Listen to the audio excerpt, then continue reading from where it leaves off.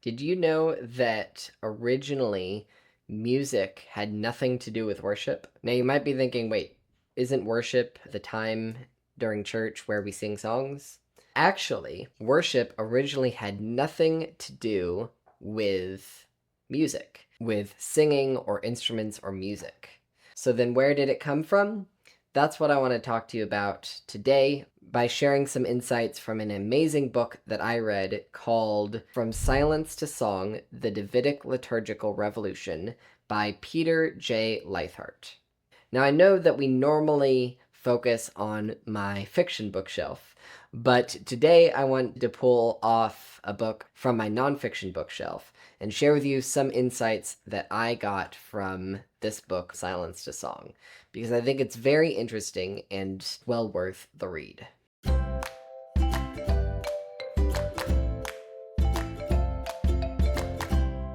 So when looking in history, the Hebrew word that we translate as worship is shamach, which, forgive me if I mispronounce that, but it specifically was used only in context to the sacrifices that were made.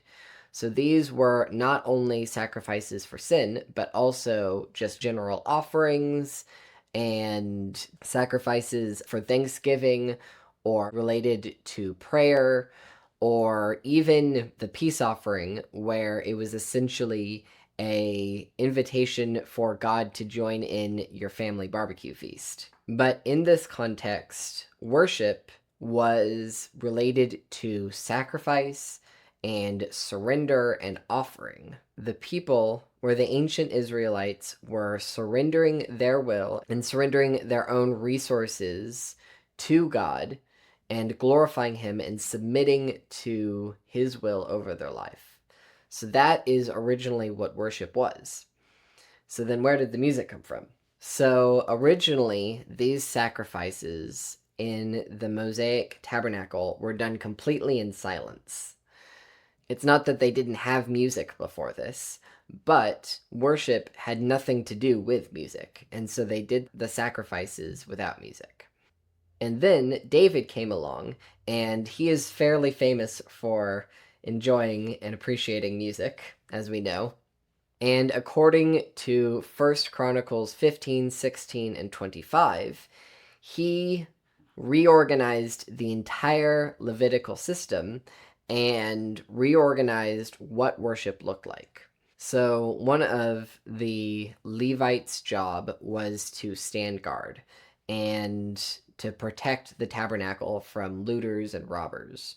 And so what David said was that not only are you to stand guard from physical threats, but you're also supposed to stand guard and guarding the hearts of the people through music, through praise.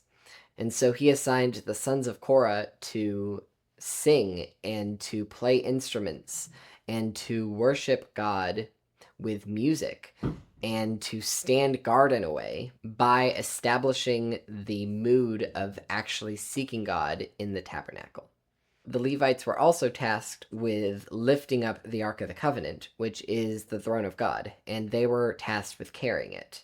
And so David said, not only is your job to lift up God's throne and carry it, your job is also to lift up God's name in singing and song. Through musical exaltation, the Levites began to praise the name of the Lord and worship him with music, thus setting the hearts and the minds of the people on God as they went to do their sacrifices. And so music, as a part of worship, served the function of exalting God's name, setting the hearts and the minds of the people on God and on his will, causing the people to remember the name of the Lord and to remember his faithfulness and the testimonies of all the things that he's done throughout history, reciting God's promises and remembering all of what God has said he will do, and making a sacrifice of praise. So that is how music was introduced to the sacrificial system and to worship. So what does that mean for us as a 21st century Christian? Well, it means that when we spend our 20, 25, 30 minutes in worship on a Sunday morning, We can't just see it as, oh, we're having a good time singing, or going to a Jesus rock concert, or even listening to a nice a cappella worship choir. Worship must not be connected from its original meaning of sacrifice. So when we are seeking the Lord through worship, we should be seeking the Lord through exalting his name and remembering what he has done in gratitude and remembering what he has said he will do in expectation. And we must be serving him.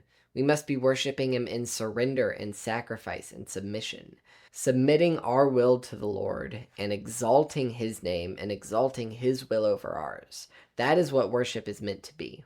And so, while I'm a sucker for a good worship song, ultimately, in silence or in song, we must be seeking the Lord in surrender and seeking his will. And we should be maintaining our proper priorities of what he wills for us and what he desires more than our own distractions and wills. And so, From Silence to Song is a great book that covers this topic. Now, I will say that it approaches the topic from a very reformed background and to a reformed audience. So it is really exploring whether or not there should be music in a church service and whether it needs to be a cappella or instrumental or with a choir or with a band or that kind of thing. If you're not from this background and you're from a more charismatic background or from a more traditional background, some of the book might not necessarily apply to you or engage you. And yet, once it gets into the history and the insights of the Davidic liturgical revolution, that is where things get very interesting and very beneficial. And so I do think that this is an excellent book that is worth your checking out.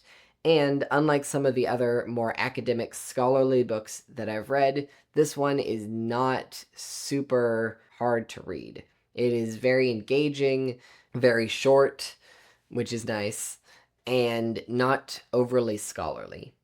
So it is a good insight and good exploration of worship and music and what it means to actually worship the Lord. What do you think about worship, though? How do you approach worshiping the Lord, either on a Sunday morning or just in your general life? And if you've read this book, I'd love to hear your thoughts on it.